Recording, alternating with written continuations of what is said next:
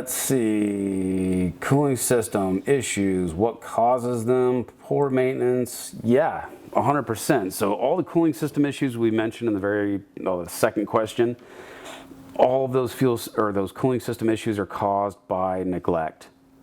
And you wouldn't believe how stupid people look at you when they come into the shop with a truck with 225,000 miles on it, and it needs a water pump and an oil cooler and an EGR cooler and an EGR valve and all this stuff, and then you're telling the customer all this stuff. They're like, well, I change my oil every 3,500 miles, and I change my fuel filters every other oil change. And you look at them and you're like, when was the last time you drained and flushed and refilled the coolant?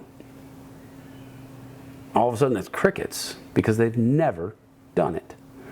Your coolant cannot last 225,000 miles. It has to be flushed, drained, cleaned out, and refilled. I only recommend 50-50 pre-mix coolant. The worst thing you can do to that 6.0 is put tap water in it with a bunch of calcium and minerals. Those calcium and mineral buildups will do the exact same thing as the solids separating from the coolant inside of the oil cooler, the EGR cooler. It's gonna clog things up. So 50-50 mix, buy it from a parts store, do it yourself in the driveway, flush the cooling system yourself. There's some great tutorial videos all over YouTube. Diesel Tech Ron is the only guy I recommend. So if you want to learn how to flush your cooling system, I'm a retard. I'm not going to tell you how to do it.